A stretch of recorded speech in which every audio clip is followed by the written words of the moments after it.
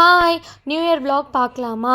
New year அன்றைக்கி கொஞ்சம் post போடுறதுக்கு லேட் ஆயிடுச்சு. அதுக்கு ஃபர்ஸ்ட் ஆஃப் ஆல் சாரி கேட்டுக்கிறேன். நான் வந்து இன்றைக்கி பட்டர்ஃப்ளை கோலம் தான் போட்டேன். ஏன் அப்படின்னா எனக்கு வந்து அது வந்து ஒரு பாசிட்டிவ் தாட்ஸாக எடுத்துக்கணும் அப்படிங்கிறதுக்கு வேண்டி பட்டர்ஃப்ளை கோலம் போட்டேன். எல்லாருமே இண்டிபெண்ட்டாக பட்டர்ஃப்ளை போல் எந்த ஒரு இதுவுமே இல்லாமல் நல்லபடியாக பறக்கணும் அதாவது லைஃப்பில் சக்ஸஸ் ஆகணும் அப்படிங்கிறதுக்கு வேண்டி நான் ஒரு நல்ல தாட்ஸ் வச்சு போட்டேன்.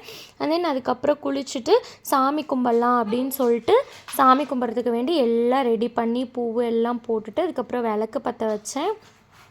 தூப ஆராதனை எல்லாமே காமிச்சிட்டு பண்ணேன். ஐயப்பனுக்கும் பண்ணேன். ஏன்னா என் ஹஸ்பண்ட் வந்து ஐயப்பனுக்கு மாலை போட்டு மலைக்கு போயிருந்தாங்க. ஸோ அதனால் ஐயப்பனுக்கும் பூஜை பண்ணி எல்லாமே ரெடி பண்ணிவிட்டு அதுக்கப்புறம் தான் நான் போய் குக் பண்ணேன். குக் பண்ணதை வந்து நான் எடுக்கல, விலாகாக டைம் ஆயிடுச்சு அப்படிங்கிறதுனால சோயா பிரியாணி தான் வந்து இன்றைக்கி நான் வந்து பண்ணியிருந்தேன்.